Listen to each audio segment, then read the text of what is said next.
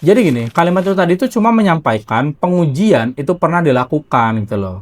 Tapi di situ tuh tidak menunjukkan apakah itu misalnya melakukan suatu tes yang cepat gitu kan, apakah melakukan pengujian dengan proses yang panjang gitu kan, atau bagian dari investigasi serius.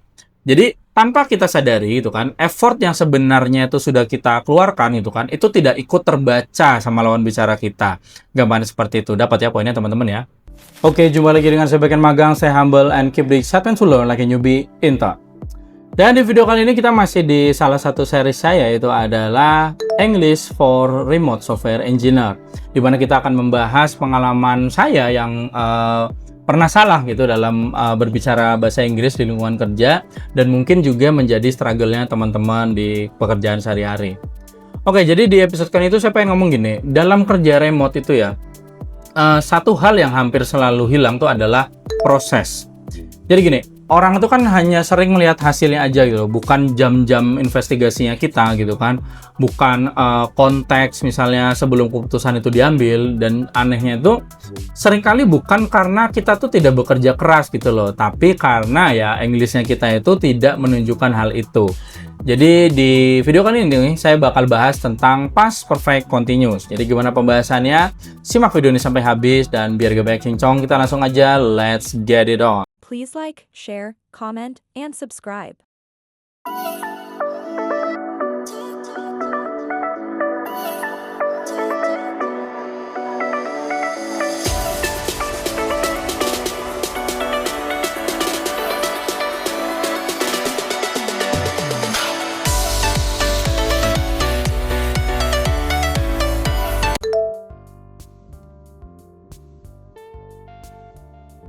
Oke, jadi seperti yang tadi udah saya singgung, kita bakal bahas past perfect continuous, di mana ini tuh berbicara tentang effort dan dampak.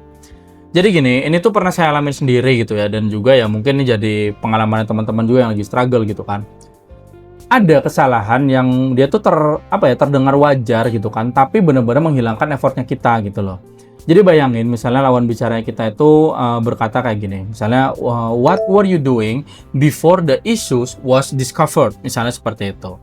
Lalu misalnya kita jawab I tested the feature, misalnya seperti itu ya. Nah, secara grammar itu benar gitu loh, tapi secara makna dia minum konteks, gambarnya seperti itu. Jadi gini, kalimat itu tadi itu cuma menyampaikan pengujian itu pernah dilakukan gitu loh. Tapi di situ tuh tidak menunjukkan apakah itu misalnya melakukan suatu tes yang cepat gitu kan, apakah melakukan pengujian dengan proses yang panjang gitu kan, atau bagian dari investigasi serius. Jadi tanpa kita sadari itu kan, effort yang sebenarnya itu sudah kita keluarkan itu kan, itu tidak ikut terbaca sama lawan bicara kita. Gambarnya seperti itu. Dapat ya poinnya teman-teman ya. Jadi si past perfect continuous tadi itu gampangnya itu bisa membuat effort kita itu bisa dimengerti, gampangannya seperti itu. Sekarang bandingkan ya dengan misalnya kita bilang I had been testing the feature, misalnya seperti itu. Kalimatnya hampir sama gitu kan, bahkan sering dianggap ini nih kayak versi yang lebih panjang aja gitu ya, padahal yang nggak gitu loh.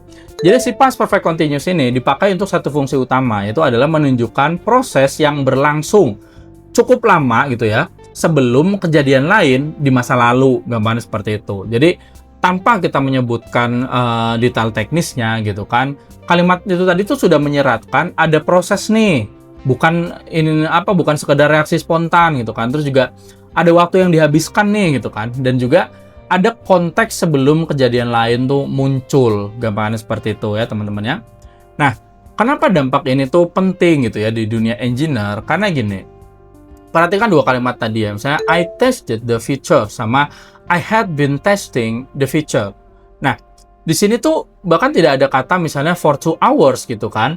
Bahkan tidak ada pembelaan diri yang gimana-gimana, tapi maknanya itu udah berbeda, gambaran seperti itu. Jadi yang pertama itu terdengar seperti task checklist aja, misalnya seperti itu.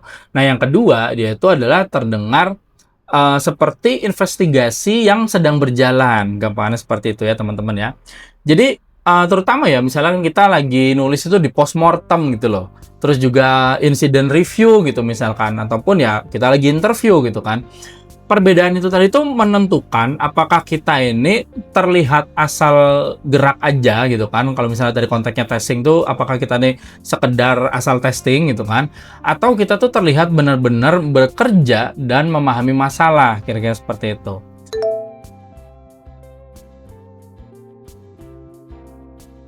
Nah, urgensinya dalam kerja remote apa itu kan?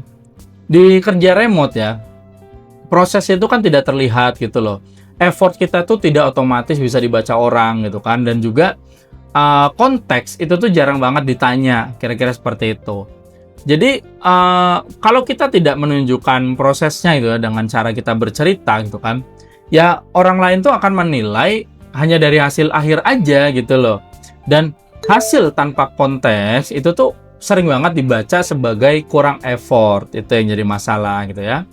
Jadi si past perfect continuous ini tuh bukan soal grammar aja, gampangnya seperti itu. Ini tuh soal membuat kerja kita yang nggak kelihatan itu jadi kelihatan lah, gampangnya seperti itu.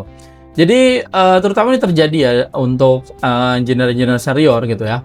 Jadi namanya engineer senior itu tuh sering banget memakai bentuk ini. Itu bukan karena lebih pinter grammar, bukan. Jadi engineer senior itu pakai ini tuh karena kita tuh sadar gitu kan, orang lain itu tidak melihat proses kita gitu loh, dan ya kita sendiri yang harus bisa menjelaskannya dengan tense yang kita pilih, kira-kira seperti itu.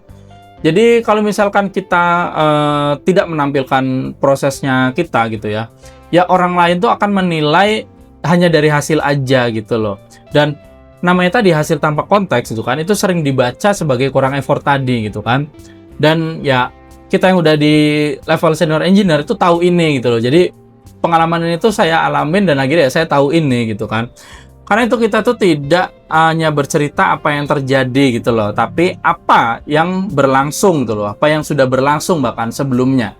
Kira-kira seperti itu. Jadi itu aja yang pengen sampaikan di video ini. Thank you for watching dan salam backend magang.